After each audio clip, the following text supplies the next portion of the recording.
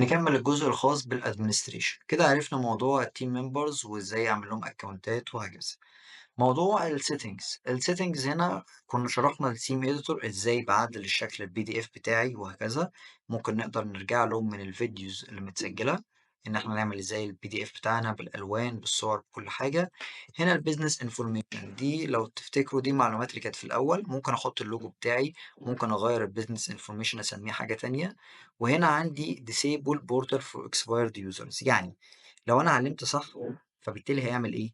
اي حد خلص فتره اشتراكه معايا الثلاث شهور او الست شهور مش هيقدر يدخل تاني على الاكونت بتاعه. فانا لو علمت تمام، ما علمتش خلاص يقدر يدخل عادي.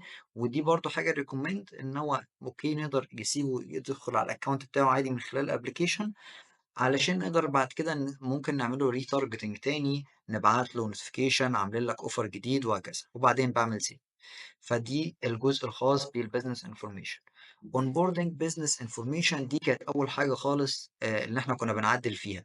عايز اغير برضو اللوجو، البي دي اف، الكرنسي اللي شغال بيها، الكالر باليت اللي انا بحبها مثلا، عايز اضيف الوان تانية وبختار. كل الكلام ده بيبان للكلاينت طبعا وهكذا، وبعدين بعمل سيف اند كونتينيو. تمام. دي كده الجزء الخاص بالبيزنس انفورميشن، ولو عايز انا اعدلها دي الخطوات اللي كنا في الاول بنعملها واحنا داخلين على الاكونت بتاعنا. بقيه الحاجات البلان سيتنجز. طبعا في اي بي دي اف في كلام بيبقى ثابت، شويه نصايح في الدايت بلان. هلاقي عندي هنا الدايت نوت عربي وانجليزي، بكتب الكلام العربي اللي عايزه يبان في كل البي دي افس او في الابليكيشنز على طول. الكلام ده كله يبان سواء عربي او انجليزي بحطه. والورك اوت نفس الكلام عربي وانجليزي في حاله ان هو فتح عربي او انجليزي. والفتنس نفس الكلام، مجرد ان انا حطيتها عملت سيف فكده اوتوماتيك هتروح للعميل كجنرال نوتس لكل كاتيجوري لوحدها. تمام. لو عايز اعمل نوت لوحده ممكن طبعا اضيفها في كل بلان لوحدها وانا ببعتها عادي جدا، ما فيهاش اي مشكله. بس دي الحاجات الثابته.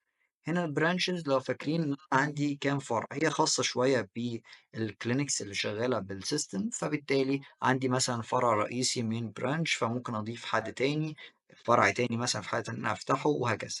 طبعا كل المواعيد بقى وكل الكلام كله فيه ادميشنز كتيرة جدا يعني، وباراميترز ممكن إن احنا نتحكم فيها من خلال البرانش سيتنجز نفسها.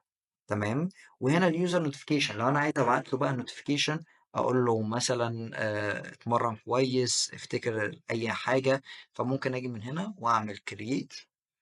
دي بتروح بتتسجل عنده في الابليكيشن كهيستوري. بكتب التايتل بتاع الحاجه ايه، مثلا دايت، واكتب له مثلا اقول له افتكر تجاوب على اسئله الدايت، وبحدد اليوزر مثلا حد اسمها الاء، فابعت لليوزر ولو في ايمج معين، وبعدين بعمل سيف داتا فتروح له على الابليكيشن. دي بتتخزن عنده في الابليكيشن عنده في اليوزر. تمام. ده كده الجزء الخاص بالسيتنجز.